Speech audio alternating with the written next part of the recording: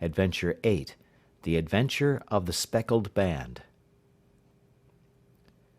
On glancing over my notes of the 70-odd cases in which I have during the last 8 years studied the methods of my friend Sherlock Holmes, I find many tragic, some comic, a large number merely strange, but none commonplace.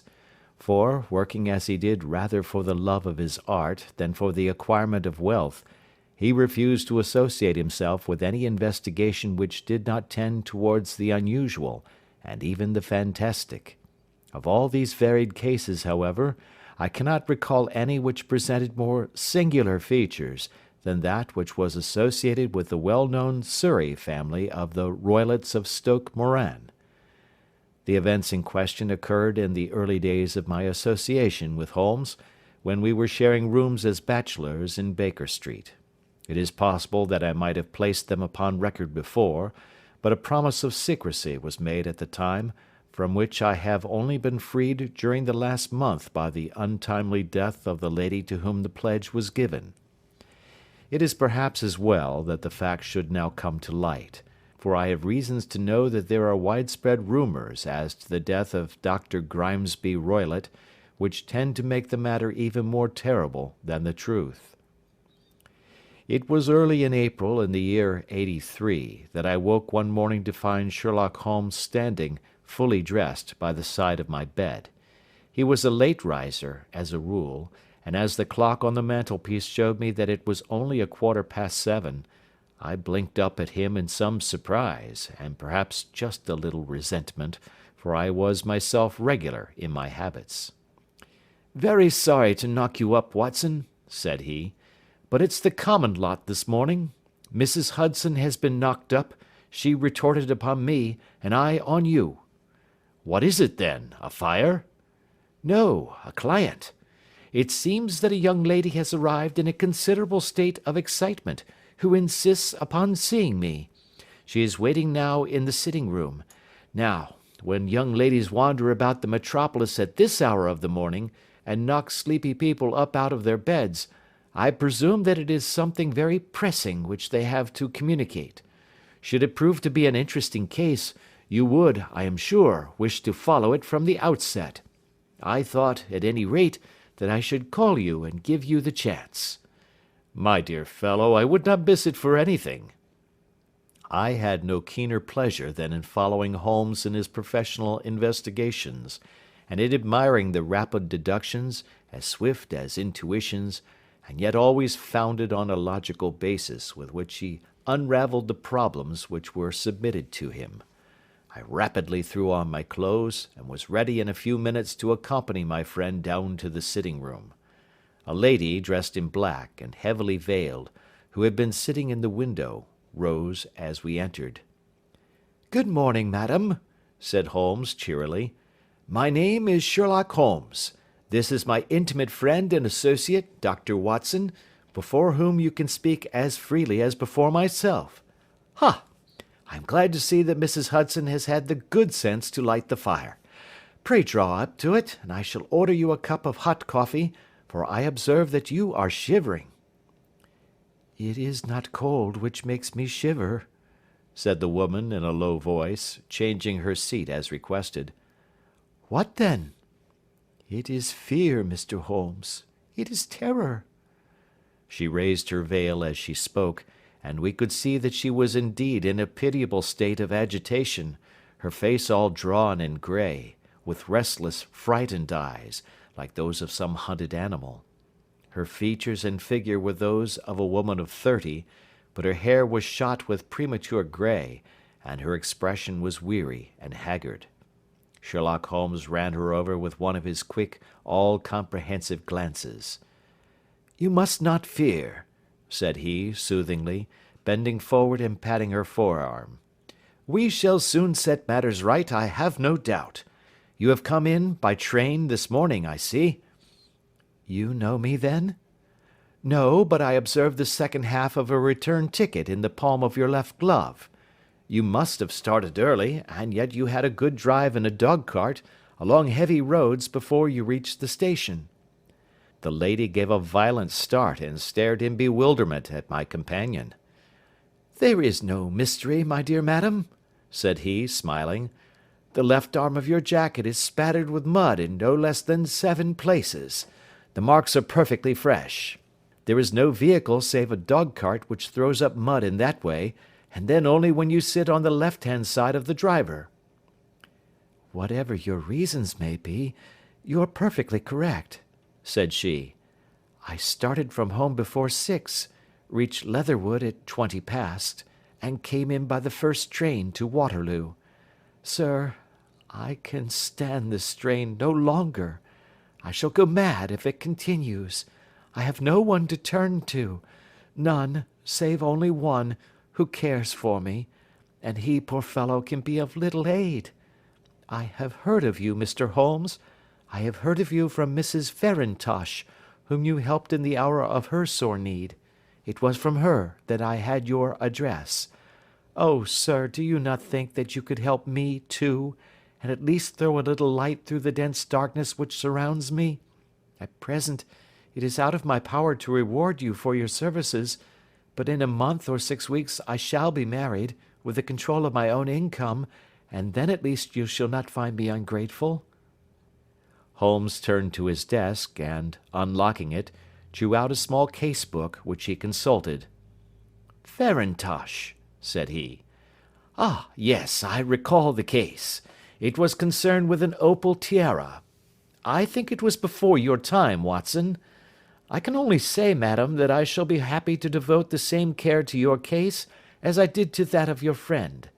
As to reward, my profession is its own reward, but you are at liberty to defray whatever expenses I may be put to, at the time which suits you best.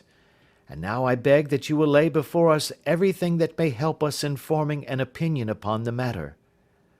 "Alas," replied our visitor, "the very horror of my situation lies in the fact that my fears are so vague, and my suspicions depend so entirely upon small points, which might seem trivial to another, that even he to whom of all others I have a right to look for help and advice looks upon all that I tell him about it as the fancies of a nervous woman.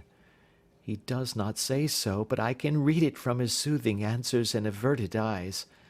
But I have heard, Mr. Holmes, that you can see deeply into the manifold wickedness of the human heart. You may advise me how to walk amid the dangers which encompass me." "I am all attention, madam." "My name is Helen Stoner, and I am living with my stepfather, who is the last survivor of one of the oldest Saxon families in England, the Roylotts of Stoke Moran, on the western border of Surrey." Holmes nodded his head. "The name is familiar to me," said he.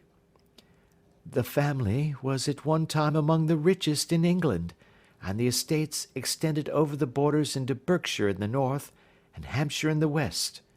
In the last century, however, 4 successive heirs were of a dissolute and wasteful disposition, and the family ruin was eventually completed by a gambler in the days of the Regency. Nothing was left save a few acres of ground, and the 200-year-old house, which is itself crushed under a heavy mortgage.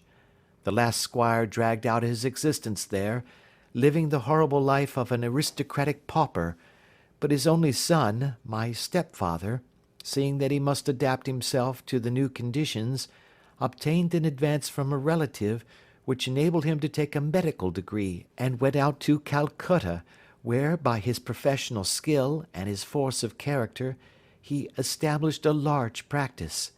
In a fit of anger, however, caused by some robberies which had been perpetrated in the house, he beat his native butler to death and narrowly escaped a capital sentence. As it was, he suffered a long term of imprisonment, and afterwards returned to England a morose and disappointed man. When Dr. Roylott was in India he married my mother, Mrs. Stoner, the young widow of Major General Stoner, of the Bengal Artillery. My sister Julia and I were twins, and we were only 2 years old at the time of my mother's remarriage. She had a considerable sum of money, not less than £1,000 a year, and this she bequeathed to Dr. Roylott entirely while we resided with him, with the provision that a certain annual sum should be allowed to each of us in the event of our marriage. Shortly after our return to England my mother died. She was killed 8 years ago in a railway accident near Crewe. Dr. Roylott then abandoned his attempts to establish himself in practice in London, and took us to live with him in the old ancestral house at Stoke Moran. The money which my mother had left was enough for all our wants, and there seemed to be no obstacle to our happiness. But a terrible change came over our stepfather about this time. Instead of making friends and exchanging visits with our neighbours, who had at first been overjoyed to see a Roylott of Stoke Moran back in the old family seat, he shut himself up in his house, and seldom came out save to indulge in ferocious quarrels with whoever might cross his path. Violence of temper approaching to mania has been hereditary in the men of the family, and in my stepfather's case it had, I believe, been intensified by his long residence in the tropics. A series of disgraceful brawls took place, 2 of which ended in the police court, until at last he became the terror of the village, and the folks would fly at his approach, for he is a man of immense strength, and absolutely uncontrollable in his anger. Last week he hurled the local blacksmith over a parapet into a stream, and it was only by paying over all the money which I could gather together that I was able to avert another public exposure. He had no friends at all save the wandering gipsies, and he would give these vagabonds leave to encamp upon the few acres of bramble-covered land which represent the family estate, and would accept in return the hospitality of their tents, wandering away with them sometimes for weeks on end. He has a passion also for Indian animals, which are sent over to him by a correspondent, and he has at this moment a cheetah and a baboon, which wander freely over his grounds and are feared by the villagers almost as much as their master. You can imagine from what I say that my poor sister Julia and I had no great pleasure in our lives. No servant would stay with us, and for a long time we did all the work of the house.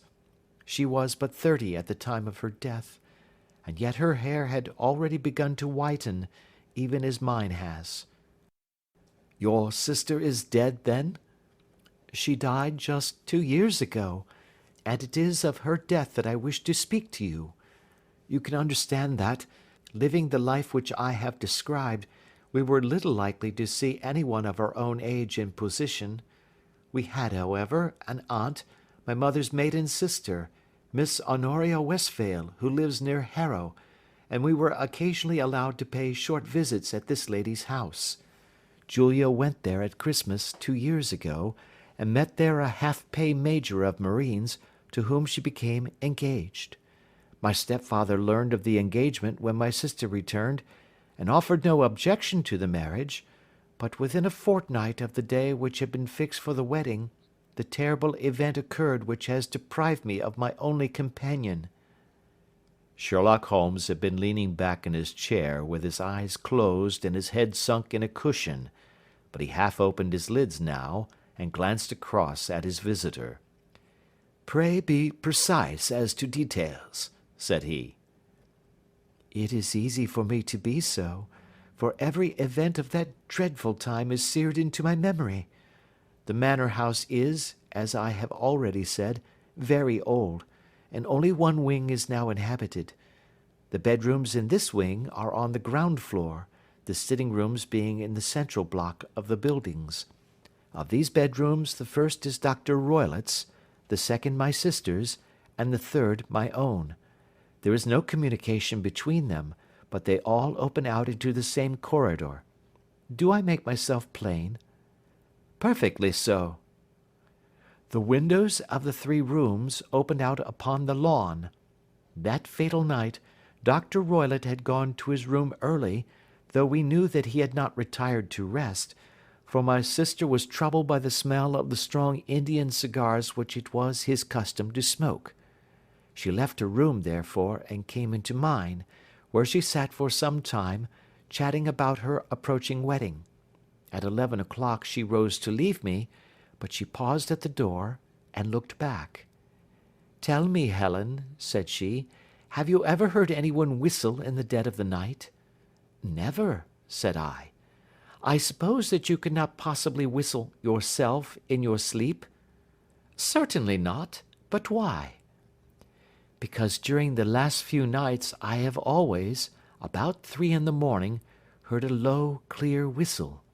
I am a light sleeper, and it has awakened me. I cannot tell where it came from, perhaps from the next room, perhaps from the lawn. I thought that I would just ask you whether you had heard it." "No, I have not. It must be those wretched gipsies in the plantation." "Very likely, and yet if it were on the lawn, I wonder that you did not hear it also." "Ah, but I sleep more heavily than you." "Well, it is of no great consequence at any rate." She smiled back at me, closed my door, and a few moments later I heard her key turn in the lock. "Indeed?" said Holmes. "Was it your custom always to lock yourselves in at night?" "Always." "And why?" "I think that I mentioned to you that the doctor kept a cheetah and a baboon. We had no feeling of security unless our doors were locked." "Quite so. Pray proceed with your statement." "I could not sleep that night. A vague feeling of impending misfortune impressed me. My sister and I, you will recollect, were twins, and you know how subtle are the links which bind two souls which are so closely allied. It was a wild night. The wind was howling outside, and the rain was beating and splashing against the windows. Suddenly, amid all the hubbub of the gale, there burst forth the wild scream of a terrified woman. I knew that it was my sister's voice. I sprang from my bed, wrapped a shawl round me, and rushed into the corridor. As I opened my door I seemed to hear a low whistle, such as my sister described, and a few moments later a clanging sound, as if a mass of metal had fallen. As I ran down the passage, my sister's door was unlocked, and revolved slowly upon its hinges. I stared at it horror-stricken, not knowing what was about to issue from it. By the light of the corridor lamp I saw my sister appear at the opening, her face blanched with terror, her hands groping for help, her whole figure swaying to and fro like that of a drunkard. I ran to her, and threw my arms round her, but at that moment her knees seemed to give way, and she fell to the ground. She writhed as one who is in terrible pain, and her limbs were dreadfully convulsed. At first, I thought that she had not recognized me, but as I bent over her she suddenly shrieked out in a voice which I shall never forget, "Oh, my God, Helen! It was the band! The speckled band!" There was something else which she would fain have said, and she stabbed with her finger into the air in the direction of the doctor's room, but a fresh convulsion seized her and choked her words. I rushed out, calling loudly for my stepfather, and I met him hastening from his room in his dressing gown. When he reached my sister's side she was unconscious, and though he poured brandy down her throat and sent for medical aid from the village, all efforts were in vain, for she slowly sank and died without having recovered her consciousness. Such was the dreadful end of my beloved sister. "One moment," said Holmes. "Are you sure about this whistle and metallic sound? Could you swear to it?" "That was what the county coroner asked me at the inquiry. It is my strong impression that I heard it, and yet, among the crash of the gale and the creaking of an old house, I may possibly have been deceived." "Was your sister dressed?" "No, she was in her nightdress. In her right hand was found the charred stump of a match, and in her left a matchbox." "Showing that she had struck a light and looked about her when the alarm took place. That is important. And what conclusions did the coroner come to?" "He investigated the case with great care, for Dr. Roylott's conduct had long been notorious in the county, but he was unable to find any satisfactory cause of death. My evidence showed that the door had been fastened upon the inner side, and the windows were blocked by old-fashioned shutters with broad iron bars, which were secured every night. The walls were carefully sounded, and were shown to be quite solid all round, and the flooring was also thoroughly examined, with the same result. The chimney is wide, but is barred up by 4 large staples. It is certain, therefore, that my sister was quite alone when she met her end. Besides, there were no marks of any violence upon her. How about poison? The doctors examined her for it, but without success. What do you think that this unfortunate lady died of, then? It is my belief that she died of pure fear and nervous shock, though what it was that frightened her, I cannot imagine. Were there gipsies in the plantation at the time? Yes, there were nearly always some there. Ah, and what did you gather from this allusion to a band, a speckled band? Sometimes I have thought that it was merely the wild talk of delirium. Sometimes that it may have referred to some band of people, perhaps to these very gipsies in the plantation. I do not know whether the spotted handkerchiefs which so many of them wear over their heads might have suggested the strange adjective which he used. Holmes shook his head like a man who is far from being satisfied. "These are very deep waters," said he. "Pray go on with your narrative." 2 years have passed since then, and my life has been until lately lonelier than ever. A month ago, however, a dear friend, whom I have known for many years, has done me the honour to ask my hand in marriage. His name is Armitage, Percy Armitage, the second son of Mr. Armitage of Crane Water, near Reading.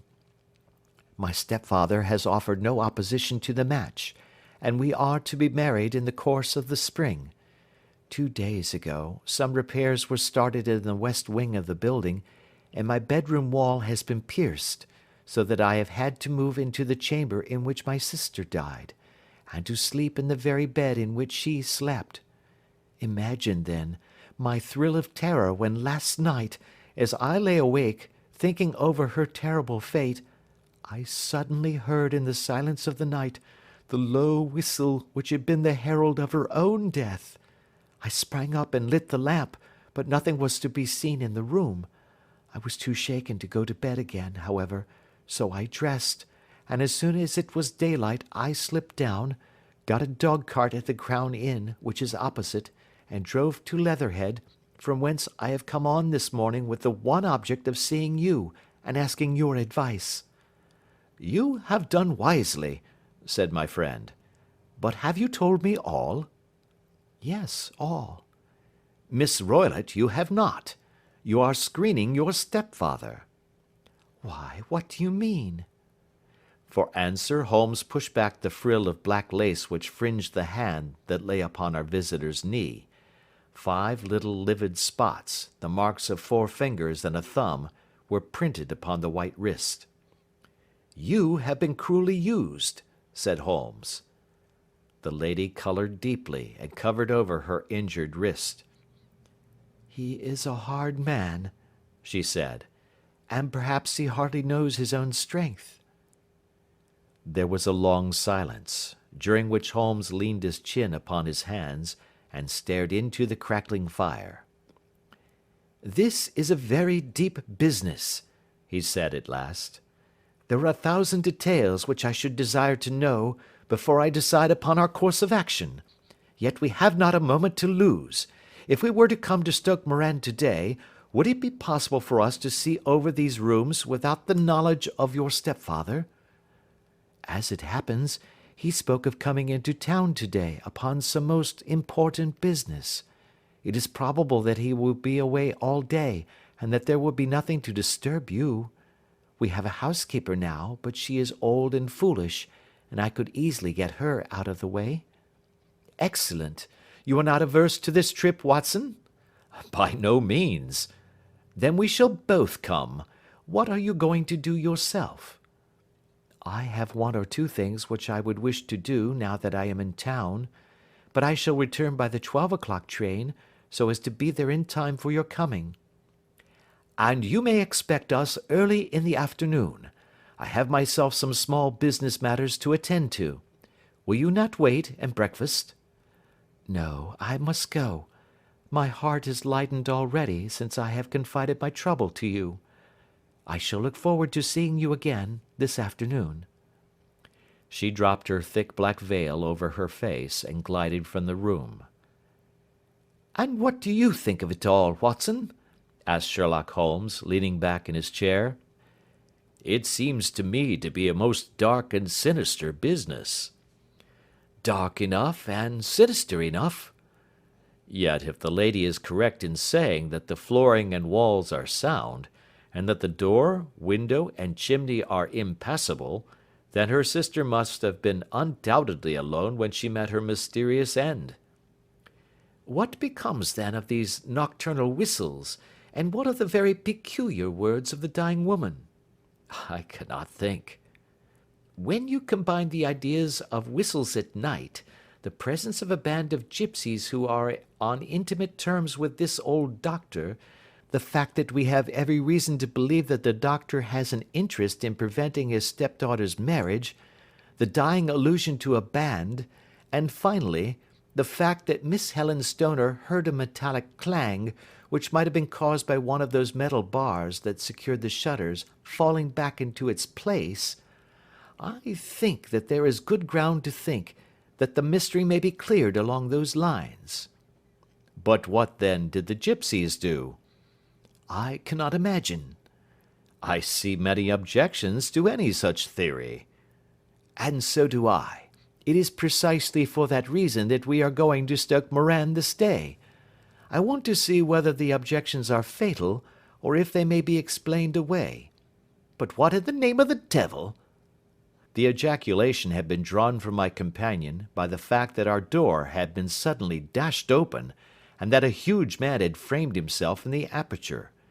His costume was a peculiar mixture of the professional and of the agricultural, having a black top hat, a long frock coat, and a pair of high gaiters, with a hunting crop swinging in his hand.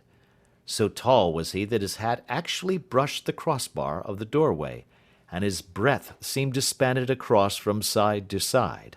A large face, seared with 1,000 wrinkles, burned yellow with the sun, and marked with every evil passion, was turned from one to the other of us, while his deep-set, bile-shot eyes, and his high, thin, fleshless nose gave him somewhat the resemblance to a fierce old bird of prey. "Which of you is Holmes?" asked this apparition. "My name, sir, but you have the advantage of me," said my companion quietly. "I am Dr. Grimesby Roylott of Stoke Moran." "Indeed, doctor," said Holmes blandly. "Pray take a seat." "I will do nothing of the kind. My stepdaughter has been here. I have traced her. What has she been saying to you?" "It is a little cold for the time of the year," said Holmes. "What has she been saying to you?" cried the old man furiously. "But I have heard that the crocuses promise well," continued my companion imperturbably. "Ha! You put me off, do you?" said our new visitor, taking a step forward and shaking his hunting crop. "I know you, you scoundrel. I have heard of you before. You are Holmes the meddler." My friend smiled. "Holmes the busybody." His smile broadened. "Holmes the Scotland Yard Jack-in-office." Holmes chuckled heartily. "Your conversation is most entertaining," said he. "When you go out, close the door, for there is a decided draught." "I will go when I have said my say.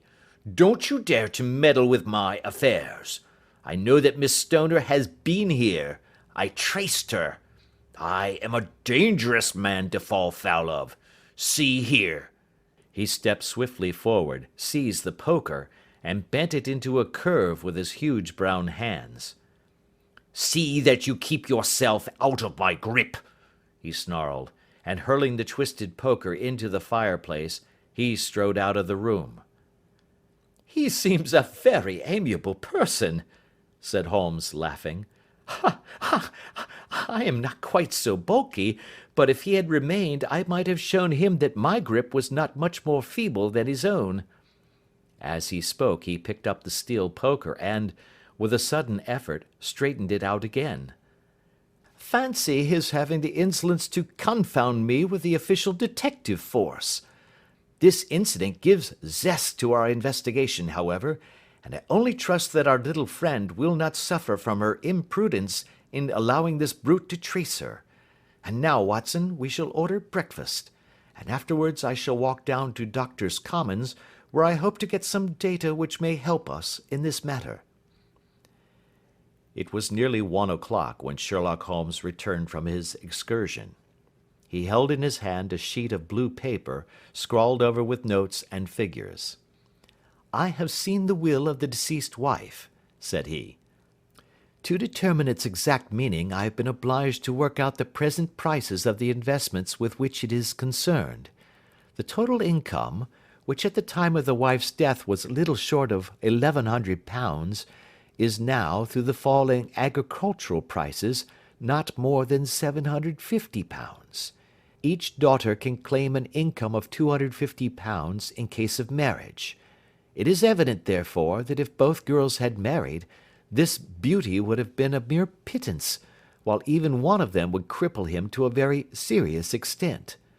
My morning's work has not been wasted, since it has proved that he has the very strongest motives for standing in the way of anything of the sort. And now, Watson, this is too serious for dawdling, especially as the old man is aware that we are interesting ourselves in his affairs. So if you are ready, we shall call a cab and drive to Waterloo. I should be very much obliged if you would slip your revolver into your pocket. An Ely's No. 2 is an excellent argument with gentlemen who can twist steel pokers into knots. That and a toothbrush are, I think, all that we need." At Waterloo we were fortunate in catching a train for Leatherhead, where we hired a trap at the station inn and drove for 4 or 5 miles through the lovely Surrey lanes. It was a perfect day, with a bright sun and a few fleecy clouds in the heavens. The trees and wayside hedges were just throwing out their first green shoots, and the air was full of the pleasant smell of the moist earth. To me, at least, there was a strange contrast between the sweet promise of the spring and this sinister quest upon which we were engaged.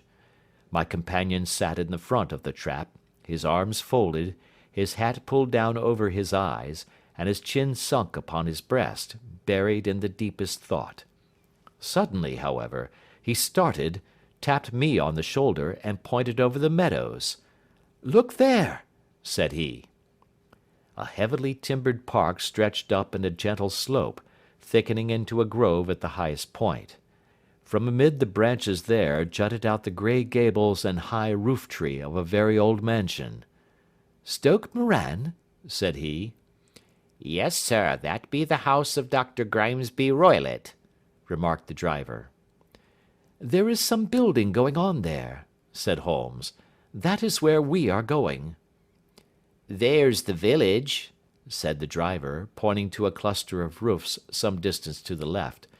"But if you want to get to the house, you'll find it shorter to get over this stile and so by the footpath over the fields. There it is, where the lady is walking." "And the lady, I fancy, is Miss Stoner," observed Holmes, shading his eyes. "Yes, I think we had better do as you suggest." We got off, paid our fare, and the trap rattled back on its way to Leatherhead. "I thought it as well," said Holmes as we climbed the stile, "that this fellow should think we had come here as architects, or on some definite business. It may stop his gossip. Good afternoon, Miss Stoner. You see that we have been as good as our word." Our client of the morning had hurried forward to meet us with a face which spoke her joy. "I have been waiting so eagerly for you," she cried, shaking hands with us warmly. "All has turned out splendidly. Dr. Roylott has gone to town, and it is unlikely that he will be back before evening." "We have had the pleasure of making the doctor's acquaintance," said Holmes, and in a few words he sketched out what had occurred. Miss Stoner turned white to the lips as she listened. "Good heavens!" she cried. "He has followed me, then?" "So it appears." "He is so cunning that I never know when I am safe from him. What will he say when he returns?" "He must guard himself, for he may find that there is someone more cunning than himself upon his track. You must lock yourself up from him tonight. If he is violent, we shall take you away to your aunt's at Harrow. Now, we must make the best use of our time, so kindly take us at once to the rooms which we are to examine." The building was of grey, lichen-blotched stone, with a high central portion and two curving wings, like the claws of a crab, thrown out on each side. In one of these wings the windows were broken and blocked with wooden boards, while the roof was partly caved in, a picture of ruin. The central portion was in little better repair, but the right-hand block was comparatively modern, and the blinds in the windows, with the blue smoke curling up from the chimneys, showed that this was where the family resided. Some scaffolding had been erected against the end wall, and the stonework had been broken into, but there were no signs of any workmen at the moment of our visit. Holmes walked slowly up and down the ill-trimmed lawn, and examined with deep attention the outsides of the windows. "This, I take it, belongs to the room in which you used to sleep, the centre one to your sister's, and the one next to the main building to Dr. Roylott's chamber?" "Exactly so, but I am now sleeping in the middle one." "Pending the alterations, as I understand. By the way, there does not seem to be any very pressing need for repairs at that end wall." "There were none. I believe that it was an excuse to move me from my room." "Ah, that is suggestive. Now, on the other side of this narrow wing runs the corridor from which these three rooms open. There are windows in it, of course." "Yes, but very small ones, too narrow for anyone to pass through." "As you both locked your doors at night, your rooms were unapproachable from that side. Now, would you have the kindness to go into your room and bar your shutters?" Miss Stoner did so, and Holmes, after a careful examination through the open window, endeavoured in every way to force the shutter open, but without success. There was no slit through which a knife could be passed to raise the bar. Then with his lens he tested the hinges, but they were of solid iron, built firmly into the massive masonry. Said he, scratching his chin in some perplexity. "My theory certainly presents some difficulties. No one could pass these shutters if they were bolted. Well, we shall see if the inside throws any light upon the matter." A small side door led into the whitewashed corridor from which the three bedrooms opened. Holmes refused to examine the third chamber, so he passed at once to the second, that in which Miss Stoner was now sleeping, and in which her sister had met with her fate. It was a homely little room, with a low ceiling and a gaping fireplace, after the fashion of old country houses. A brown chest of drawers stood in one corner, a narrow white counterpaned bed in another, and a dressing-table on the left-hand side of the window. These articles, with two small wicker-work chairs, made up all the furniture in the room save for a square of Wilton carpet in the centre. The boards round and the panelling of the walls were of brown, worm-eaten oak, so old and discoloured that it may have dated from the original building of the house. Holmes drew one of the chairs into a corner and sat silent, while his eyes travelled round and up and down, taking in every detail of the apartment. "Where does that bell communicate with?" he asked at last, pointing to a thick bell-rope which hung down beside the bed, the tassel actually lying upon the pillow. "It goes to the housekeeper's room." "It looks newer than the other things?" "Yes, it was only put there a couple of years ago." "Your sister asked for it, I suppose?" "No, I never heard of her using it. We used always to get what we wanted for ourselves." "Indeed? It seemed unnecessary to put so nice a bell-pull there. You will excuse me for a few minutes while I satisfy myself as to this floor." He threw himself down upon his face with his lens in his hand, and crawled swiftly backward and forward, examining minutely the cracks between the boards. Then he did the same with the woodwork with which the chamber was panelled. Finally, he walked over to the bed, and spent some time in staring at it, and in running his eye up and down the wall. Finally, he took the bell rope in his hand and gave it a brisk tug. "Why, it's a dummy," said he. "Won't it ring?" "No, it is not even attached to a wire. This is very interesting. You can see now that it is fastened to a hook, just above where the little opening for the ventilator is." "How very absurd! I never noticed that before." "Very strange," muttered Holmes, pulling at the rope. "There are one or two very singular points about this room. For example, what a fool a builder must be to open a ventilator into another room, when with the same trouble he might have communicated with the outside air." "That is also quite modern," said the lady. "Done about the same time as the bell rope," remarked Holmes. "Yes, there were several little changes carried out about that time." "They seem to have been of a most interesting character, dummy bell ropes and ventilators which do not ventilate. With your permission, Miss Stoner, we shall now carry our researches into the inner apartment." Dr. Grimesby Roylott's chamber was larger than that of his stepdaughter, but was as plainly furnished. A camp bed, a small wooden shelf full of books, mostly of a technical character, an armchair beside the bed, a plain wooden chair against the wall, a round table, and a large iron safe were the principal things which met the eye. Holmes walked slowly round and examined each and all of them with the keenest interest. "What's in here?" he asked, tapping the safe. "My stepfather's business papers." "Oh, you have seen inside, then?" "Only once, some years ago. I remember that it was full of papers."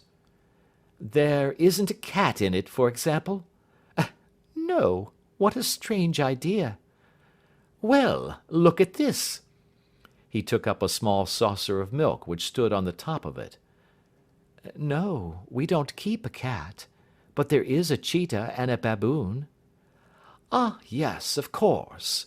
Well, a cheetah is just a big cat, and yet a saucer of milk does not go very far in satisfying its wants, I dare say.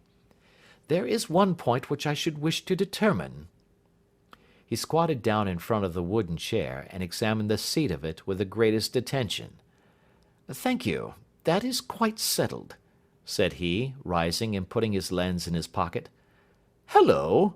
Here is something interesting." The object which had caught his eye was a small dog lash hung on one corner of the bed. The lash, however, was curled upon itself and tied so as to make a loop of whipcord. "What do you make of that, Watson?"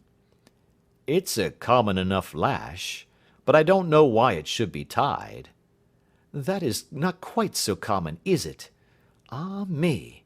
It's a wicked world, and when a clever man turns his brains to crime, it is the worst of all. I think that I have seen enough now, Miss Stoner, and with your permission we shall walk out upon the lawn." I had never seen my friend's face so grim, or his brows so dark as it was when we turned from the scene of this investigation. We had walked several times up and down the lawn, neither Miss Stoner nor myself liking to break in upon his thoughts before he roused himself from his reverie. "It is very essential, Miss Stoner," said he, "that you should absolutely follow my advice in every respect." "I shall most certainly do so." "The matter is too serious for any hesitation. Your life may depend upon your compliance." "I assure you that I am in your hands." "In the first place, both my friend and I must spend the night in your room." Both Miss Stoner and I gazed at him in astonishment. "Yes, it must be so. Let me explain. I believe that that is the village inn over there?"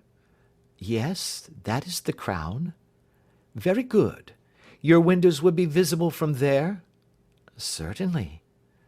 You must confine yourself to your room on pretence of a headache when your stepfather comes back.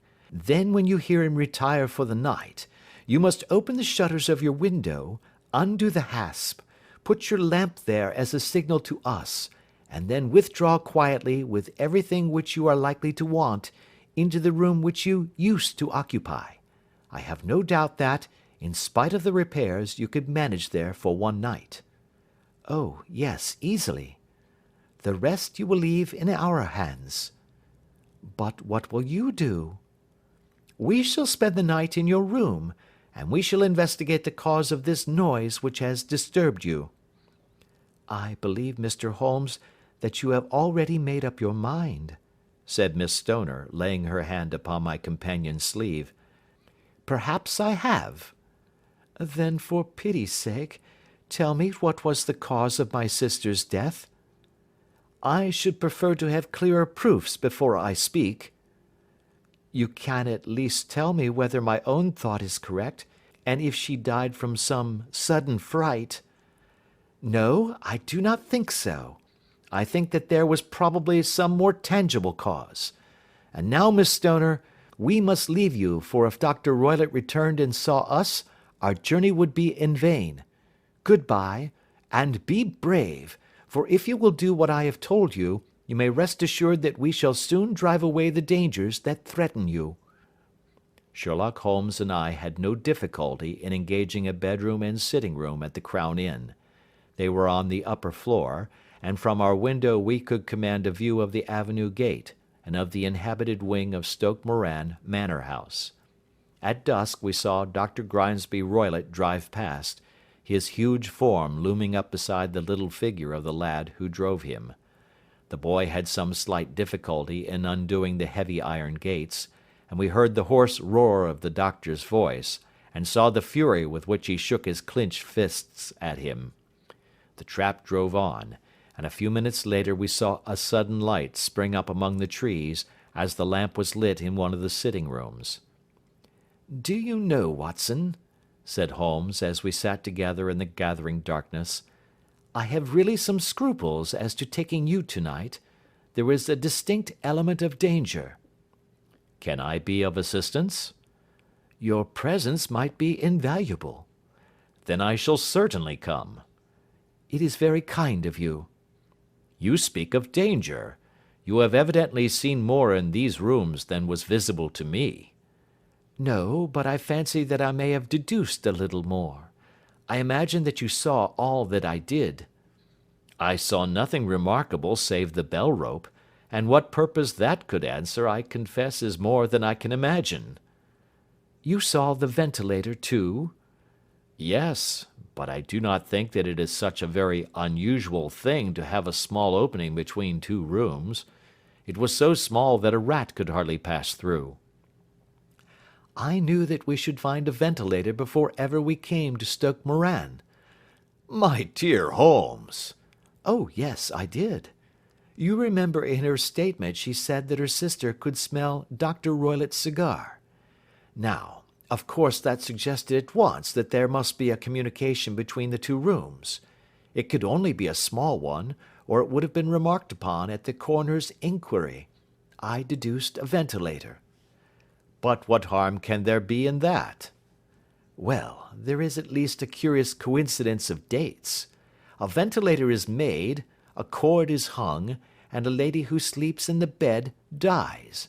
Does that not strike you?" "I cannot as yet see any connection." "Did you observe anything very peculiar about that bed?" "No." "It was clamped to the floor. Did you ever see a bed fastened like that before?" "I cannot say that I have." "The lady could not move her bed. It must always be in the same relative position to the ventilator and to the rope. Or so we may call it, since it was clearly never meant for a bell pull." "Holmes," I cried, "I seem to see dimly what you are hinting at. We are only just in time to prevent some subtle and horrible crime." "Subtle enough, and horrible enough. When a doctor does go wrong he is the first of criminals. He has nerve and he has knowledge. Palmer and Pritchard were among the heads of their profession. This man strikes even deeper, but I think, Watson, that we shall be able to strike deeper still. Yet we shall have horrors enough before the night is over. For goodness' sake, let us have a quiet pipe, and turn our minds for a few hours to something more cheerful." About 9 o'clock the light among the trees was extinguished, and all was dark in the direction of the manor house. 2 hours passed slowly away, and then suddenly, just at the stroke of 11, a single bright light shone out right in front of us. "That is our signal," said Holmes, springing to his feet. "It comes from the middle window." As we passed out he exchanged a few words with the landlord, explaining that we were going on a late visit to an acquaintance, and that it was possible that we might spend the night there. A moment later we were out on the dark road, a chill wind blowing in our faces, and one yellow light twinkling in front of us through the gloom, to guide us on our sombre errand. There was little difficulty in entering the grounds, for unrepaired breaches gaped in the old park wall. Making our way among the trees, we reached the lawn, crossed it, and were about to enter through the window when out from a clump of laurel bushes there darted what seemed to be a hideous and distorted child, who threw itself upon the grass with writhing limbs and then ran swiftly across the lawn into the darkness. "My God!" I whispered. "Did you see it?" Holmes was for the moment as startled as I. His hand closed like a vice upon my wrist in his agitation. Then he broke into a low laugh and put his lips to my ear. "It is a nice household," he murmured. "That is the baboon." I had forgotten the strange pets which the doctor affected. There was a cheetah, too. Perhaps we might find it upon our shoulders at any moment. I confess that I felt easier in my mind when, after following Holmes's example and slipping off my shoes, I found myself inside the bedroom. My companion noiselessly closed the shutters, moved the lamp onto the table, and cast his eyes round the room. All was as we had seen it in the daytime. Then creeping up to me and making a trumpet of his hand, he whispered into my ear again so gently that it was all that I could do to distinguish the words. "The least sound would be fatal to our plans." I nodded to show that I had heard. "We must sit without light. He would see it through the ventilator." I nodded again. "Do not go asleep. Your very life may depend upon it. Have your pistol ready in case we should need it. I will sit on the side of the bed, and you in that chair." I took out my revolver and laid it on the corner of the table. Holmes had brought up a long, thin cane, and this he placed upon the bed beside him. By it he laid the box of matches and the stump of a candle. Then he turned down the lamp, and we were left in darkness. How shall I ever forget that dreadful vigil? I could not hear a sound, not even the drawing of a breath, and yet I knew that my companion sat open-eyed, within a few feet of me, in the same state of nervous tension in which I was myself. The shutters cut off the least ray of light, and we waited in absolute darkness. From outside came the occasional cry of a night bird, and once at our very window a long-drawn cat-like whine, which told us that the cheetah was indeed at liberty. Far away we could hear the deep tones of the parish clock, which boomed out every quarter of an hour. How long they seemed, those quarters! 12 struck, and 1, and 2, and 3, and still we sat waiting silently for whatever might befall. Suddenly, there was the momentary gleam of a light up in the direction of the ventilator, which vanished immediately, but was succeeded by a strong smell of burning oil and heated metal. Someone in the next room had lit a dark lantern. I heard a gentle sound of movement, and then all was silent once more, though the smell grew stronger. For half an hour I sat with straining ears. Then suddenly another sound became audible, a very gentle, soothing sound, like that of a small jet of steam escaping continually from a kettle. The instant that we heard it, Holmes sprang from the bed, struck a match, and lashed furiously with his cane at the bell-pull. "You see it, Watson?" he yelled. "You see it?" But I saw nothing. At the moment when Holmes struck the light, I heard a low, clear whistle, but the sudden glare flashing into my weary eyes made it impossible for me to tell what it was at which my friend lashed so savagely. I could, however, see that his face was deadly pale and filled with horror and loathing. He had ceased to strike and was gazing up at the ventilator, when suddenly there broke from the silence of the night the most horrible cry to which I have ever listened. It swelled up louder and louder, a hoarse yell of pain and fear and anger all mingled in the one dreadful shriek. They say that away down in the village, and even in the distant parsonage, that cry raised the sleepers from their beds. It struck cold to our hearts, and I stood gazing at Holmes, and he at me, until the last echoes of it had died away into the silence from which it rose. "What can it mean?" I gasped. "It means that it is all over," Holmes answered. "And perhaps, after all, it is for the best. Take your pistol and we will enter Dr. Roylott's room." With a grave face he lit the lamp and led the way down the corridor. Twice he struck at the chamber door without any reply from within. Then he turned the handle and entered, I at his heels with the cocked pistol in my hand. It was a singular sight which met our eyes. On the table stood a dark lantern with the shutter half open, throwing a brilliant beam of light upon the iron safe, the door of which was ajar. Beside this table, on the wooden chair, sat Dr. Grimesby Roylott, clad in a long grey dressing-gown, his bare ankles protruding beneath, and his feet thrust into red heelless Turkish slippers. Across his lap lay the short stock with the long lash which we had noticed during the day. His chin was cocked upward, and his eyes were fixed in a dreadful, rigid stare at the corner of the ceiling. Round his brow he had a peculiar yellow band, with brownish speckles, which seemed to be bound tightly round his head. As we entered, he made neither sound nor motion. "The band, the speckled band," whispered Holmes. I took a step forward. In an instant his strange headgear began to move, and there reared itself from among his hair the squat diamond-shaped head and puffed neck of a loathsome serpent. "It is a swamp adder!" cried Holmes, "the deadliest snake in India. He has died within 10 seconds of being bitten. Violence does in truth recoil upon the violent, and the schemer falls into the pit which he digs for another. Let us thrust this creature back into its den, and we can then remove Miss Stoner to some place of shelter, and let the county police know what has happened." As he spoke he drew the dog-whip swiftly from the dead man's lap, and throwing the noose round the reptile's neck he drew it from its horrid perch, and carrying it at arm's length, threw it into the iron safe which he closed upon it. Such are the true facts of the death of Dr. Grimesby Roylott of Stoke Moran.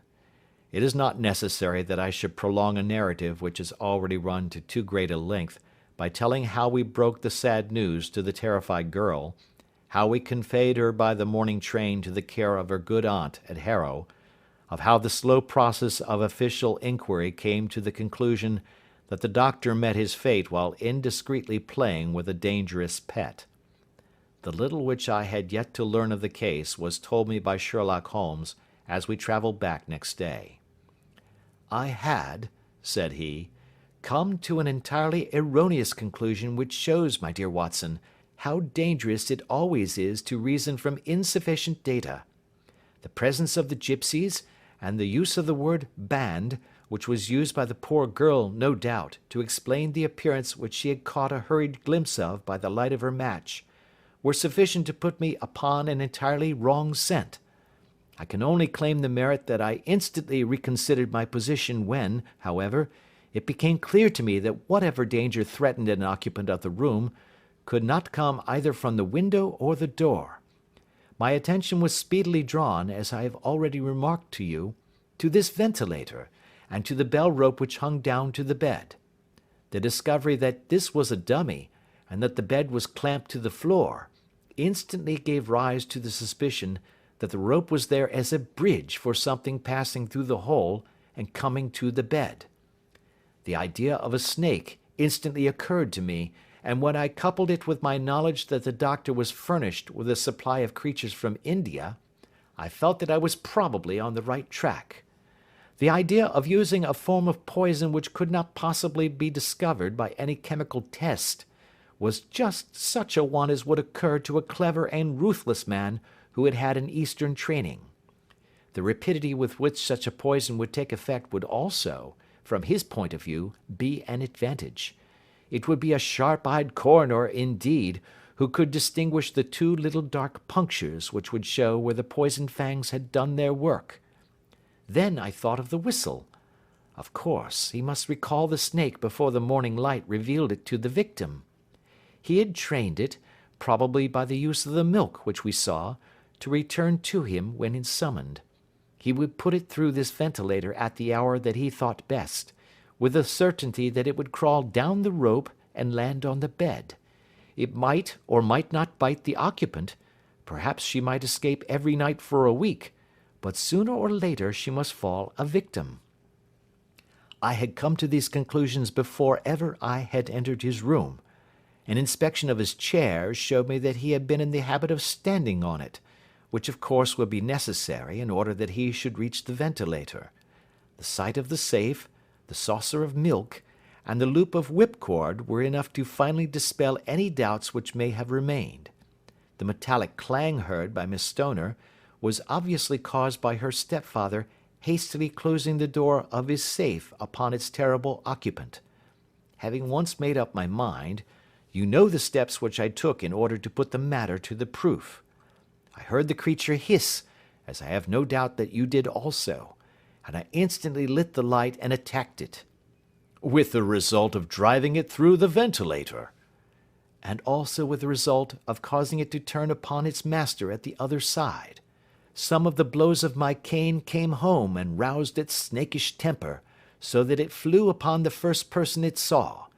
In this way I am no doubt indirectly responsible for Dr. Grimesby Roylott's death, and I cannot say that it is likely to weigh very heavily upon my conscience. End of Adventure 8.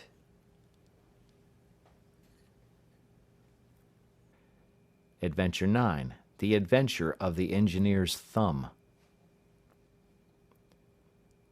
Of all the problems which have been submitted to my friend, Mr. Sherlock Holmes, for solution during the years of our intimacy, there were only two which I was the means of introducing to his notice, that of Mr. Hatherley's thumb, and that of Colonel Warburton's madness.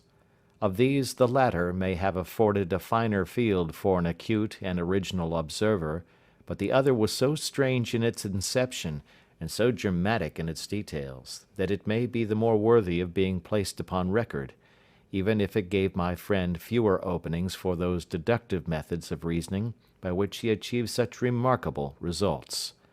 The story has, I believe, been told more than once in the newspapers, but, like all such narratives, its effect is much less striking when set forth en bloc in a single half-column of print than when the facts slowly evolve before your own eyes, and the mystery clears gradually away as each new discovery furnishes a step which leads on to the complete truth. At the time the circumstances made a deep impression upon me, and the lapse of 2 years has hardly served to weaken the effect. It was in the summer of '89, not long after my marriage, that the events occurred which I am now about to summarize. I had returned to civil practice and had finally abandoned Holmes in his Baker Street rooms, although I continually visited him, and occasionally even persuaded him to forego his Bohemian habits so far as to come and visit us. My practice had steadily increased, and as I happened to live at no very great distance from Paddington Station, I got a few patients from among the officials. One of these, whom I had cured of a painful and lingering disease, was never weary of advertising my virtues, and of endeavouring to send me on every sufferer over whom he might have any influence. One morning, at a little before 7 o'clock, I was awakened by the maid tapping at the door to announce that 2 men had come from Paddington and were waiting in the consulting room. I dressed hurriedly, for I knew by experience that railway cases were seldom trivial, and hastened downstairs. As I descended, my old ally, the guard, came out of the room and closed the door tightly behind him. "I've got him here," he whispered, jerking his thumb over his shoulder. "He's all right." "What is it, then?" I asked, for his manner suggested that it was some strange creature which he had caged up in my room. "It's a new patient," he whispered. "I thought I'd bring him round myself. Then he couldn't slip away. There he is, all safe and sound. I must go now, doctor. I have my duties just the same as you." And off he went, this trusty Toot, without even giving me time to thank him. I entered my consulting room and found a gentleman seated by the table. He was quietly dressed in a suit of heather tweed, with a soft cloth cap which he had laid down upon my books. Round one of his hands he had a handkerchief wrapped, which was mottled all over with blood stains. He was young, not more than 25, I should say, with a strong masculine face, but he was exceedingly pale, and gave me the impression of a man who was suffering from some strong agitation, which it took all his strength of mind to control. "I am sorry to knock you up so early, doctor," said he, "but I have had a very serious accident during the night. I came in by train this morning, and on inquiring at Paddington as to where I might find a doctor, a worthy fellow very kindly escorted me here. I gave the maid a card, but I see that she has left it upon the side table." I took it up and glanced at it. Mr. Victor Hatherley, Hydraulic Engineer, 16A, Victoria Street, 3rd floor. That was the name, style, and abode of my morning visitor. "I regret that I have kept you waiting," said I, sitting down in my library chair. "You are fresh from a night journey, I understand, which is in itself a monotonous occupation." "Oh, my night could not be called monotonous," said he, and laughed. He laughed very heartily, with a high, ringing note, leaning back in his chair and shaking his sides. All my medical instincts rose up against that laugh. "Stop it!" I cried. "Pull yourself together!" And I poured out some water from a carafe. It was useless, however. He was off in one of those hysterical outbursts which come upon a strong nature when some great crisis is over and gone. Presently he came to himself once more, very weary and pale-looking. "I have been making a fool of myself," he gasped. "Not at all. Drink this." I dashed some brandy into the water, and the colour began to come back to his bloodless cheeks. "That's better," said he. "And now, doctor, perhaps you would kindly attend to my thumb, or rather to the place where my thumb used to be?" He unwound the handkerchief and held out his hand. It gave even my hardened nerves a shudder to look at it. There were 4 protruding fingers and a horrid red, spongy surface where the thumb should have been. It had been hacked or torn right out from the roots. "Good heavens!" I cried. "This is a terrible injury. It must have bled considerably." "Yes, it did. I fainted when it was done, and I think that I must have been senseless for a long time. When I came to, I found that it was still bleeding, so I tied one end of my handkerchief very tightly round the wrist and braced it up with a twig." "Excellent. You should have been a surgeon." "It is a question of hydraulics, you see, and came within my own province." "This has been done," said I, examining the wound, "by a very heavy and sharp instrument." "A thing like a cleaver," said he. "An accident, I presume?" "By no means." "What? A murderous attack?" "Very murderous indeed." "You horrify me." I sponged the wound, cleaned it, dressed it, and finally covered it over with cotton wadding and carbolized bandages. He lay back without wincing, though he bit his lip from time to time. "How is that?" I asked when I had finished. "Capital. Between your brandy and your bandage, I feel a new man. I was very weak, but I have had a good deal to go through." "Perhaps you had better not speak of the matter. It is evidently trying to your nerves." "Oh, no, not now. I shall have to tell my tale to the police. But between ourselves, if it were not for the convincing evidence of this wound of mine, I should be surprised if they believed my statement, for it is a very extraordinary one, and I have not much in the way of proof with which to back it up. And even if they believe me, the clues which I can give them are so vague that it is a question whether justice will be done." "Ha!" cried I. "If it is anything in the nature of a problem which you desire to see solved, I should strongly recommend you to come to my friend, Mr. Sherlock Holmes, before you go to the official police." "Oh, I have heard of that fellow," answered my visitor, "and I should be very glad if he would take the matter up, though of course I must use the official police as well. Would you give me an introduction to him?" "I'll do better. I'll take you round to him myself." "I should be immensely obliged to you." "We'll call a cab and go together. We shall just be in time to have a little breakfast with him. Do you feel equal to it?" "Yes, I shall not feel easy until I have told my story." "Then my servant will call a cab and I shall be with you in an instant." I rushed upstairs, explained the matter shortly to my wife, and in 5 minutes was inside a hansom driving with my new acquaintance to Baker Street.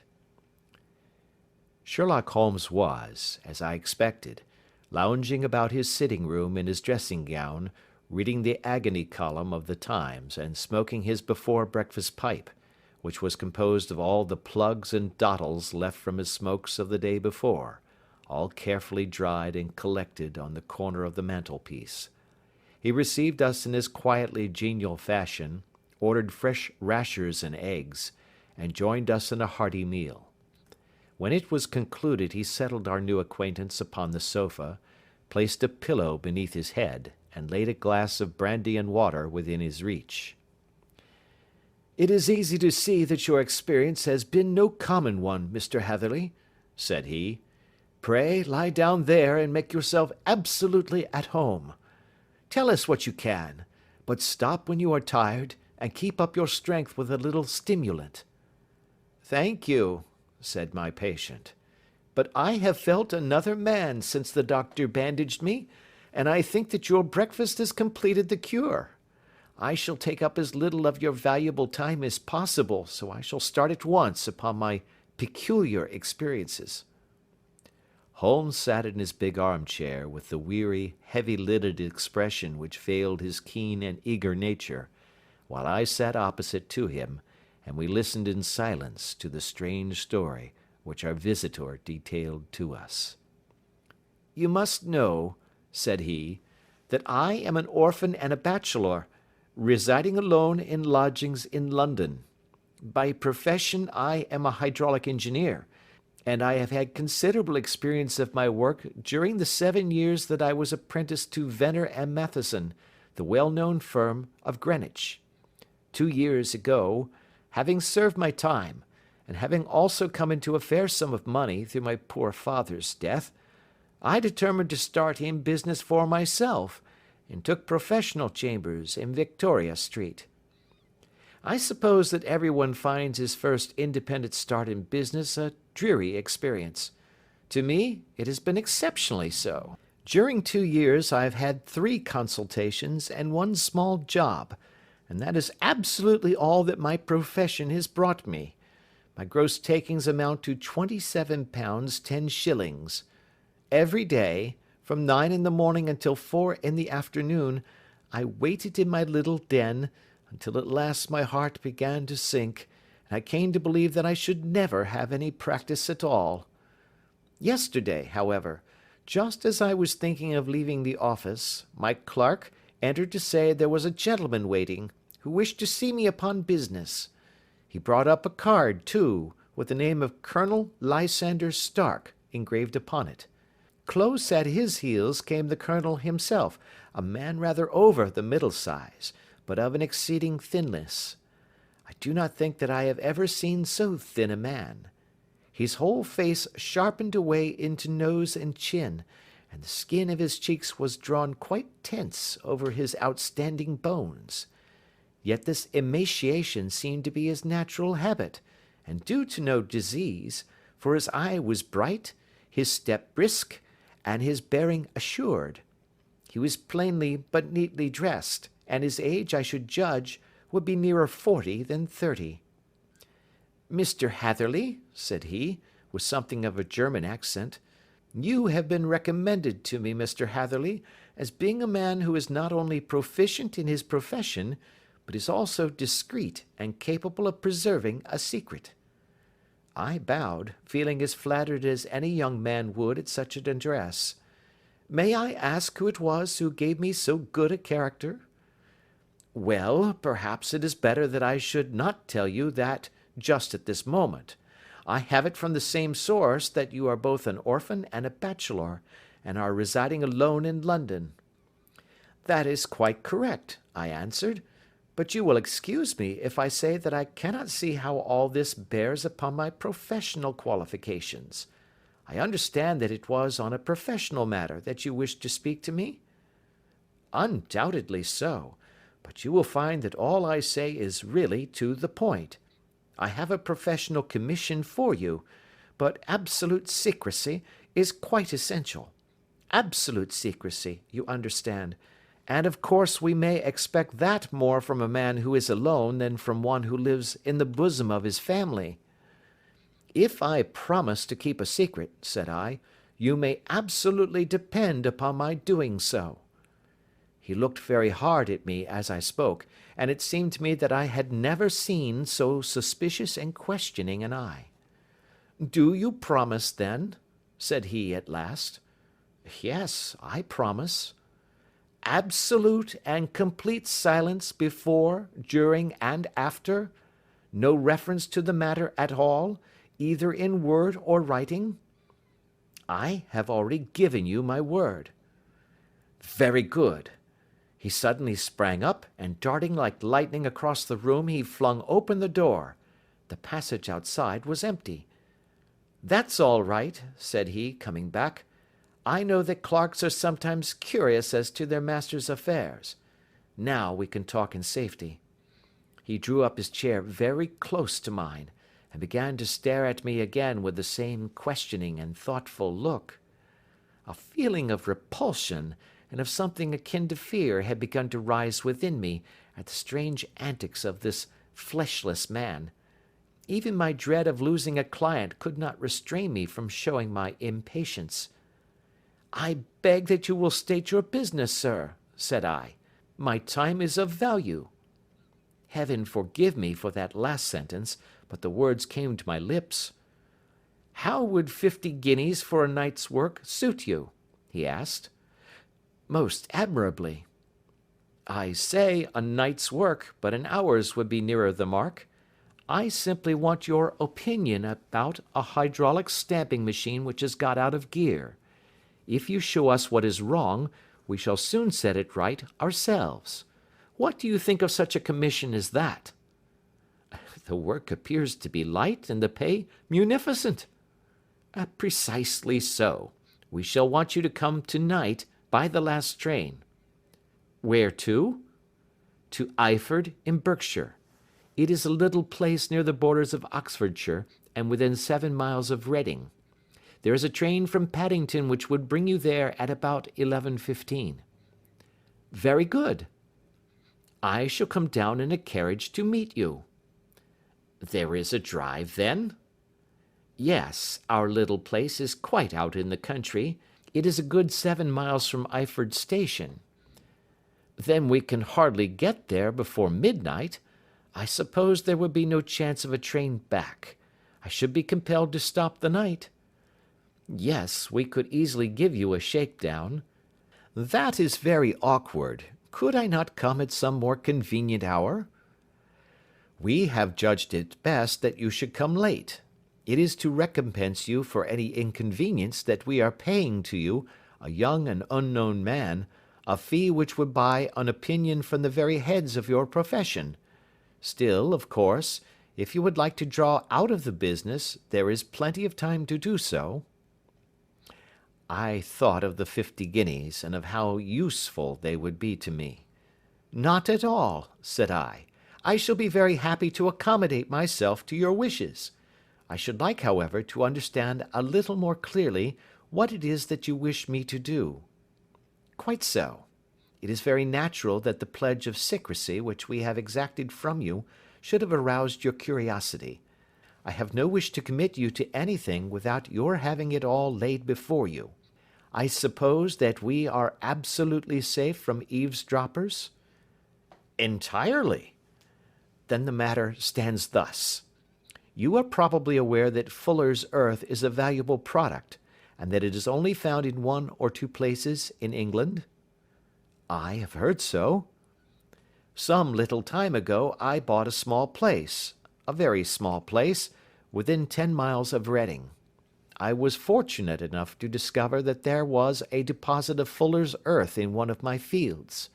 On examining it, however, I found that this deposit was a comparatively small one, and that it formed a link between 2 very much larger ones upon the right and left, both of them, however, in the grounds of my neighbours. These good people were absolutely ignorant that their land contained that which was quite as valuable as a gold mine. Naturally, it was to my interest to buy their land before they discovered its true value, but unfortunately I had no capital by which I could do this. I took a few of my friends into the secret, however, and they suggested that we should quietly and secretly work our own little deposit, and that in this way we should earn the money which would enable us to buy the neighbouring fields. This we have now been doing for some time, and in order to help us in our operations, we erected a hydraulic press. This press, as I have already explained, has got out of order, and we wish your advice upon the subject. We guard our secret very jealously, however, and if it once became known that we had hydraulic engineers coming to our little house, it would soon rouse inquiry, and then, if the facts came out, it would be good-bye to any chance of getting these fields and carrying out our plans. That is why I have made you promise me that you will not tell a human being that you are going to Eyford tonight. I hope that I make it all plain?" "I quite follow you," said I.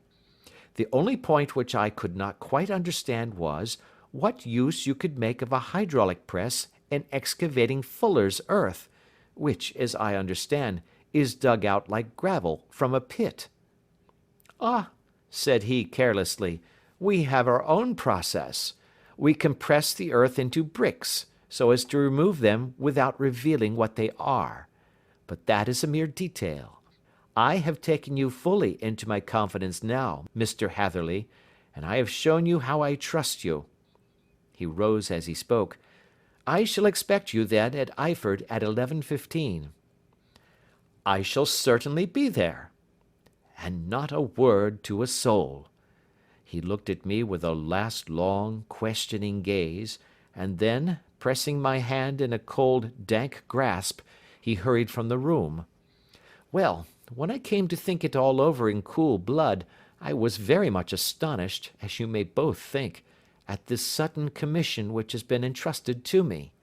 On the one hand, of course, I was glad, for the fee was at least tenfold what I should have asked had I set a price upon my own services, and it was possible that this order might lead to other ones. On the other hand, the face and manner of my patron had made an unpleasant impression upon me, and I could not think that his explanation of the Fuller's earth was sufficient to explain the necessity of my coming at midnight, and his extreme anxiety lest I should tell any one of my errand. However, I threw all fears to the winds, ate a hearty supper, drove to Paddington, and started off, having obeyed to the letter the injunction as to holding my tongue. At Reading I had to change not only my carriage but my station. However, I was in time for the last train to Eyford, and I reached the little dim-lit station after 11 o'clock. I was the only passenger who got out there, and there was no one upon the platform save a single sleepy porter with a lantern. As I passed out through the wicket gate, however, I found my acquaintance of the morning waiting in the shadow upon the other side. Without a word he grasped my arm and hurried me into a carriage, the door of which was standing open. He drew up the windows on either side, tapped on the woodwork, and away we went as fast as the horse could go.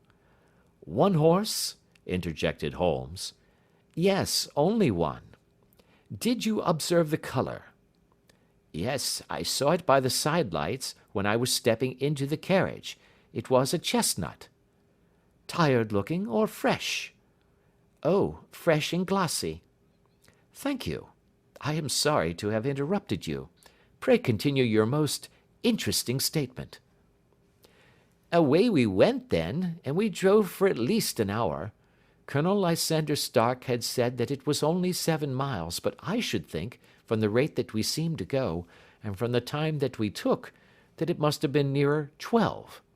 He sat at my side in silence all the time, and I was aware, more than once when I glanced in his direction, that he was looking at me with great intensity. The country roads seemed to be not very good in that part of the world, for we lurched and jolted terribly.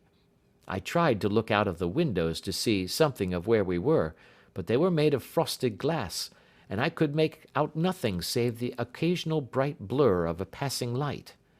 Now and then I hazarded some remark to break the monotony of the journey, but the colonel answered only in monosyllables, and the conversation soon flagged. At last, however, the bumping of the road was exchanged for the crisp smoothness of a gravelled drive, and the carriage came to a stand. Colonel Lysander Stark sprang out, and, as I followed after him, pulled me swiftly into a porch which gaped in front of us. We stepped, as it were, right out of the carriage and into the hall, so that I failed to catch the most fleeting glance of the front of the house. The instant that I had crossed the threshold, the door slammed heavily behind us, and I heard faintly the rattle of the wheels as the carriage drove away.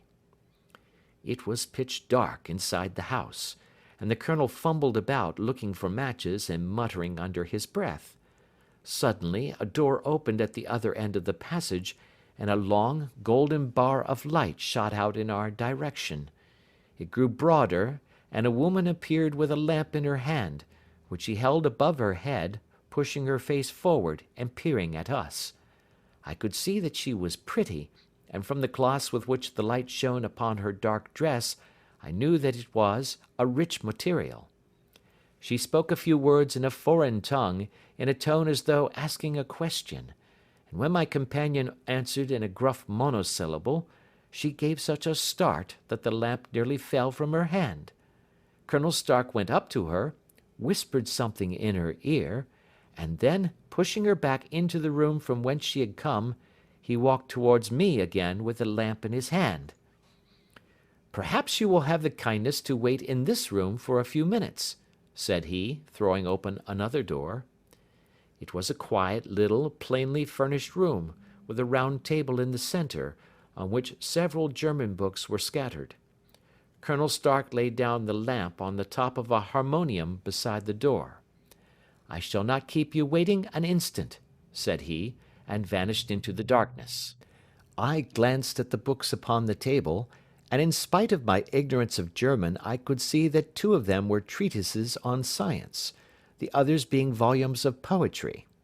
Then I walked across to the window, hoping that I might catch some glimpse of the countryside, but an oak shutter, heavily barred, was folded across it. It was a wonderfully silent house. There was an old clock ticking loudly somewhere in the passage, but otherwise everything was deadly still. A vague feeling of uneasiness began to steal over me. Who were these German people, and what were they doing living in this strange, out-of-the-way place? And where was the place? I was 10 miles or so from Eyford, that was all I knew, but whether north, south, east, or west, I had no idea. For that matter, Reading, and possibly other large towns, were within that radius, so the place might not be so secluded after all. Yet it was quite certain, from the absolute stillness, that we were in the country. I paced up and down the room, humming a tune under my breath to keep up my spirits, and feeling that I was thoroughly earning my 50-guinea fee. Suddenly, without any preliminary sound in the midst of the utter stillness, the door of my room swung slowly open. The woman was standing in the aperture, the darkness of the hall behind her, the yellow light from my lamp beating upon her eager and beautiful face. I could see at a glance that she was sick with fear, and the sight sent a chill to my own heart. She held up one shaking finger to warn me to be silent, and she shot a few whispered words of broken English at me, her eyes glancing back, like those of a frightened horse, into the gloom behind her. "I would go," said she, trying hard, as it seemed to me, to speak calmly. "I would go. I should not stay here. There is no good for you to do." "But, madam," said I have not yet done what I came for. I cannot possibly leave until I have seen the machine." "It is not worth your while to wait," she went on. "You can pass through the door, no one hinders." And then, seeing that I smiled and shook my head, she suddenly threw aside her constraint and made a step forward, with her hands wrung together. "For the love of heaven," she whispered, "get away from here before it is too late." But I am somewhat headstrong by nature, and the more ready to engage in an affair when there is some obstacle in the way. I thought of my 50-guinea fee, of my wearisome journey, and of the unpleasant night which seemed to be before me. Was it all to go for nothing? Why should I slink away without having carried out my commission, and without the payment which was my due? This woman might, for all I knew, be a monomaniac. With a stout bearing, therefore, though her manner had shaken me more than I cared to confess, I still shook my head, and declared my intention of remaining where I was. She was about to renew her entreaties, when a door slammed overhead, and the sound of several footsteps was heard upon the stairs. She listened for an instant, threw up her hands with a despairing gesture, and vanished as suddenly and as noiselessly as she had come. The newcomers were Colonel Lysander Stark, and a short, thick man with a chinchilla beard growing out of the creases of his double chin, who was introduced to me as Mr. Ferguson. "This is my secretary and manager," said the colonel. "By the way, I was under the impression that I left this door shut just now. I fear that you have felt the draught."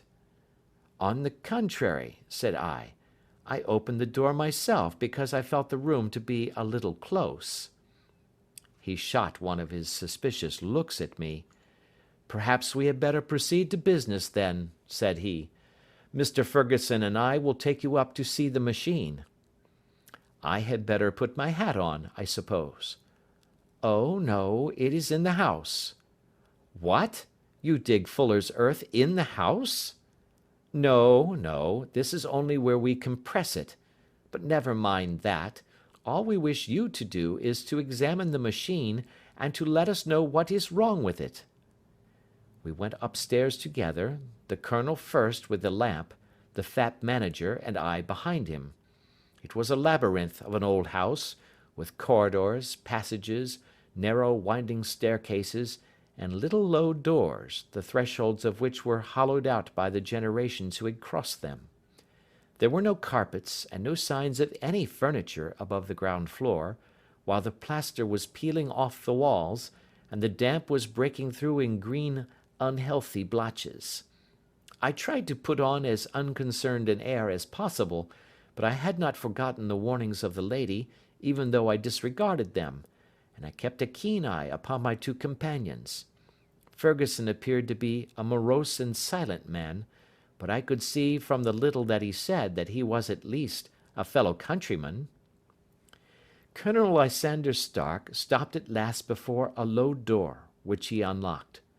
Within was a small, square room, in which the three of us could hardly get at one time. Ferguson remained outside, and the colonel ushered me in. "We are now," said he, "actually within the hydraulic press, and it would be a particularly unpleasant thing for us if anyone were to turn it on. The ceiling of this small chamber is really the end of the descending piston, and it comes down with the force of many tons upon this metal floor. There are small lateral columns of water outside which receive the force, and which transmit and multiply it in the manner which is familiar to you. The machine goes readily enough, but there is some stiffness in the working of it, and it has lost a little of its force. Perhaps you will have the goodness to look it over, and to show us how we can set it right." I took the lamp from him, and I examined the machine very thoroughly. It was, indeed, a gigantic one, and capable of exercising enormous pressure. When I passed outside, however, and pressed down the levers which controlled it, I knew at once by the whishing sound that there was a slight leakage, which allowed a regurgitation of water through one of the side cylinders. An examination showed that one of the india rubber bands which was round the head of a driving rod had shrunk so as to not quite fill the socket along which it worked. This was clearly the cause of the loss of power, and I pointed it out to my companions, who followed my remarks very carefully and asked several practical questions as to how they should proceed to set it right. When I had made it clear to them, I returned to the main chamber of the machine and took a good look at it to satisfy my own curiosity. It was obvious at a glance that the story of the fuller's earth was the merest fabrication, for it would be absurd to suppose that so powerful an engine could be designed for so inadequate a purpose. The walls were of wood, but the floor consisted of a large iron trough, and when I came to examine it, I could see a crust of metallic deposit all over it. I had stooped and was scraping at this to see exactly what it was, when I heard a muttered exclamation in German and saw the cadaverous face of the colonel looking down at me. "What are you doing there?" he asked. I felt angry at having been tricked by so elaborate a story as that which he had told me. "I was admiring your fuller's earth," said I. "I think that I should be better able to advise you as to your machine if I knew what the exact purpose was for which it was used." The instant that I uttered the words I regretted the rashness of my speech. His face set hard, and a baleful light sprang up in his grey eyes. "Very well," said he, "you shall know all about the machine." He took a step backward, slammed the little door, and turned the key in the lock. I rushed towards it and pulled at the handle, but it was quite secure, and did not give in the least to my kicks and shoves. "Hello!" I yelled. "Hullo! Colonel, let me out!" And then suddenly in the silence, I heard a sound which set my heart into my mouth. It was the clank of the levers and the swish of the leaking cylinder. He had set the engine at work. The lamp still stood upon the floor where I had placed it when examining the trough. By its light I saw that the black ceiling was coming down upon me, slowly, jerkily, but, as none knew better than myself, with a force which must within a minute grind me to a shapeless pulp. I threw myself screaming against the door, and dragged with my nails at the lock. I implored the colonel to let me out, but the remorseless clanking of the levers drowned my cries. The ceiling was only a foot or two above my head, and with my hand upraised I could feel its hard, rough surface. Then it flashed through my mind that the pain of my death would depend very much upon the position in which I met it. If I lay on my face, the weight would come upon my spine, and I shuddered to think of that dreadful snap. Easier the other way, perhaps, and yet, had I the nerve to lie and look up at that deadly black shadow wavering down upon me? Already I was unable to stand erect, when my eye caught something which brought a gush of hope back to my heart. I have said that though the floor and ceiling were of iron, the walls were of wood. As I gave a last hurried glance around, I saw a thin line of yellow light between two of the boards, which broadened and broadened as a small panel was pushed backwards. For an instant I could hardly believe that here was indeed a door which led away from death. The next instant I threw myself through, and lay half fainting upon the other side. The panel had closed again behind me, but the crash of the lamp, and a few moments afterwards the clang of the two slabs of metal, told me how narrow had been my escape. I was recalled to myself by a frantic plucking at my wrist, and I found myself lying upon the stone floor of a narrow corridor, while a woman bent over me and tugged at me with her left hand, while she held a candle in her right. It was the same good friend whose warning I had so foolishly rejected. "Come, come," she cried breathlessly. "They will be here in a moment. They will see that you are not there. Oh, do not waste the so precious time, but come." This time, at least, I did not scorn her advice. I staggered to my feet, and ran with her along the corridor and down a winding stair. The latter led to another broad passage, and just as we reached it we heard the sound of running feet and the shouting of two voices, one answering the other from the floor on which we were, and from the one beneath. My guide stopped and looked about her like one who is at her wit's end. Then she threw open a door which led into a bedroom, through the window of which the moon was shining brightly. "It is your only chance," said she. "It is high, but it may be that you can jump it." As she spoke, a light sprang into view at the further end of the passage, and I saw the lean figure of Colonel Lysander Stark rushing forward with a lantern in one hand and a weapon like a butcher's cleaver in the other. I rushed across the bedroom, flung open the window, and looked out. How quiet and sweet and wholesome the garden looked in the moonlight, and it could not be more than 30 feet down. I clambered out upon the sill, but I hesitated to jump until I should have heard what passed between my saviour and the ruffian who pursued me. If she were ill used, then at any risks I was determined to go back to her assistance. The thought had hardly flashed through my mind before he was at the door, pushing his way past her, and she threw her arms round him and tried to hold him back. "Fritz, Fritz," she cried in English, "remember your promise after the last time. You said it should not be again. He will be silent. Oh, he will be silent." "You are mad, Elise," he shouted, struggling to break away from her. "You will be the ruin of us. He has seen too much. Let me pass, I say." He dashed her to one side, and rushing to the window, cut at me with his heavy weapon. I had let myself go, and was hanging by the hands to the sill when his blow fell. I was conscious of a dull pain, my grip loosened, and I fell into the garden below. I was shaken but not hurt by the fall, so I picked myself up and rushed off among the bushes as hard as I could run, for I understood that I was far from being out of danger yet. Suddenly, however, as I ran, a deadly dizziness and sickness came over me. I glanced down at my hand, which was throbbing painfully, and then for the first time saw that my thumb had been cut off, and that the blood was pouring from my wound. I endeavoured to tie my handkerchief round it, but there came a sudden buzzing in my ears, and next moment I fell in a dead faint among the rose bushes. How long I remained unconscious I cannot tell. It must have been a very long time, for the moon had sunk, and a bright morning was breaking when I came to myself.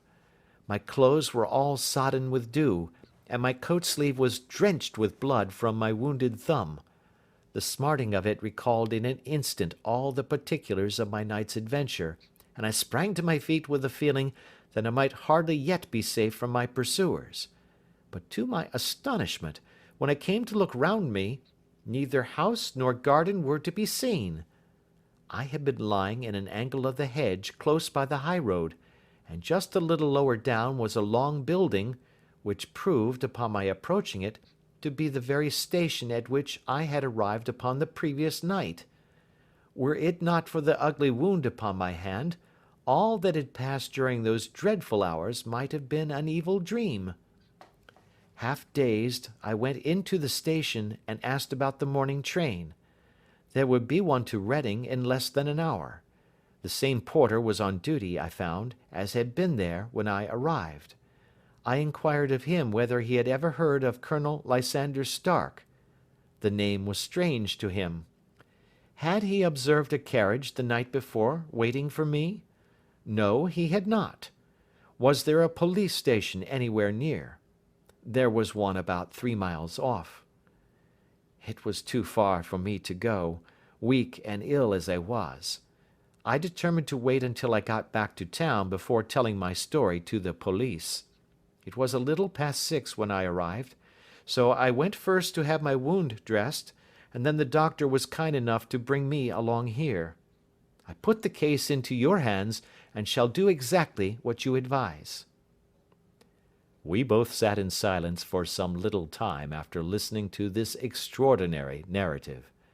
Then Sherlock Holmes pulled down from the shelf one of the ponderous commonplace books in which he placed his cuttings. "Here is an advertisement which will interest you," said he.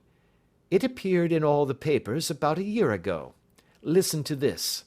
Lost, on the 9th instant, Mr. Jeremiah Hayling, aged 26, a hydraulic engineer. Left his lodgings at 10 o'clock at night, and has not been heard of since. Was dressed in, etc., etc. Ha! That represents the last time that the Colonel needed to have his machine overhauled, I fancy." "Good heavens!" cried my patient. "Then that explains what the girl said." "Undoubtedly. It is quite clear that the Colonel was a cool and desperate man, who was absolutely determined that nothing should stand in the way of his little game, like those out-and-out pirates who will leave no survivor from a captured ship. Well, every moment now is precious, so if you feel equal to it, we shall go down to Scotland Yard at once as a preliminary to starting for Eyford." Some 3 hours or so afterwards we were all in the train together, bound from Reading to the little Berkshire village.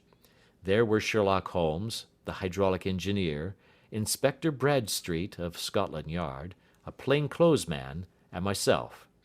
Bradstreet had spread an ordnance map of the county out upon the seat, and was busy with his compasses drawing a circle with Eyford for its centre. "There you are," said he. "That circle is drawn at a radius of 10 miles from the village. The place we want must be somewhere near that line. You said 10 miles, I think, sir?" "It was an hour's good drive." "And you think that they brought you back all that way when you were unconscious?" "They must have done so. I have a confused memory, too, of having been lifted and conveyed somewhere." "What I cannot understand," said I, "is why they should have spared you when they found you lying fainting in the garden. Perhaps the villain was softened by the woman's entreaties." "I hardly think that likely. I never saw a more inexorable face in my life." "Oh, we shall soon clear up all that," said Bradstreet. "Well, I have drawn my circle, and I only wish I knew at what point upon it the folk that we are in search of are to be found." "I think I could lay my finger on it," said Holmes quietly. "Really now," cried the inspector, "you have formed your opinion. Come now, we shall see who agrees with you. I say it is south, for the country is more deserted there." "And I say east," said my patient. "I am for west," remarked the plain-clothes man. "There are several quiet little villages up there." "And I am for north," said I, "because there are no hills there, and our friend says he did not notice the carriage go up any." "Come," cried the inspector, laughing, "it's a very pretty diversity of opinion. We have boxed the compass among us. Who do you give your casting vote to?" "You are all wrong." "But we can't all be." "Oh, yes, you can. This is my point." He placed his finger in the centre of the circle. "This is where we shall find them." "But the 12-mile drive?" gasped Hatherley. 6 out and 6 back. Nothing simpler. You say yourself that the horse was fresh and glossy when you got in. How could it be that it had gone 12 miles over heavy roads? Indeed, it is a likely ruse enough, observed Bradstreet thoughtfully. Of course, there can be no doubt as to the nature of this gang. None at all, said Holmes. They are coiners on a large scale, and have used the machine to form the amalgam which has taken the place of silver. We have known for some time that a clever gang was at work, said the inspector. They have been turning out half-crowns by the thousand. We even traced them as far as Reading, but could get no farther, for they had covered their traces in a way that showed that they were very old hands. But now, thanks to this lucky chance, I think that we have got them right enough. But the inspector was mistaken, for those criminals were not destined to fall into the hands of justice. As we rolled into Eyford Station, we saw a gigantic column of smoke which streamed up from behind a small clump of trees in the neighbourhood, and hung like an immense ostrich feather over the landscape. A house on fire? asked Bradstreet, as the train steamed off again on its way. Yes, sir, said the station master. When did it break out? I hear that it was during the night, sir, but it has got worse, and the whole place is in a blaze. Whose house is it? Dr. Betcher's. Tell me, broke in the engineer, is Dr. Betcher a German, very thin, with a long, sharp nose? The station master laughed heartily. No, sir. Dr. Betcher is an Englishman, and there isn't a man in the parish who has a better lined waistcoat. But he has a gentleman staying with him, a patient, as I understand, who is a foreigner, and he looks as if a little good Berkshire beef would do him no harm. The station master had not finished his speech before we were all hastening in the direction of the fire. The road topped a low hill, and there was a great widespread whitewashed building in front of us, spouting fire at every chink and window, while in the garden in front 3 fire engines were vainly striving to keep the flames under. That's it, cried Hatherley in intense excitement. There is the gravel drive, and there are the rose bushes where I lay. That second window is the one that I jumped from. Well, at least, said Holmes, you have had your revenge upon them. There can be no question that it was your oil lamp which, when it was crushed in the press, set fire to the wooden walls, though no doubt they were too excited in the chase after you to observe it at the time. Now keep your eyes open in this crowd for your friends of last night, though I very much fear that they are a good 100 miles off by now. And Holmes's fears came to be realized, for from that day to this no word has ever been heard either of the beautiful woman, the sinister German, or the morose Englishman. Early that morning a peasant had met a cart containing several people and some very bulky boxes driving rapidly in the direction of Reading, but there all traces of the fugitives disappeared, and even Holmes's ingenuity failed ever to discover the least clue as to their whereabouts. The firemen had been much perturbed at the strange arrangements which they had found within, and still more so by discovering a newly severed human thumb upon a window-sill of the second floor. About sunset, however, their efforts were at last successful, and they subdued the flames, but not before the roof had fallen in, and the whole place been reduced to such absolute ruin that, save some twisted cylinders and iron piping, not a trace remained of the machinery which had cost our unfortunate acquaintance so dearly. Large masses of nickel and of tin were discovered stored in an outhouse, but no coins were to be found, which may have explained the presence of those bulky boxes which have been already referred to. How our hydraulic engineer had been conveyed from the garden to the spot where he recovered his senses might have remained for ever a mystery were it not for the soft mould, which told us a very plain tale. He had evidently been carried down by 2 persons, one of whom had remarkably small feet, and the other unusually large ones. On the whole, it was most probable that the silent Englishman, being less bold or less murderous than his companion, had assisted the woman to bear the unconscious man out of the way of danger.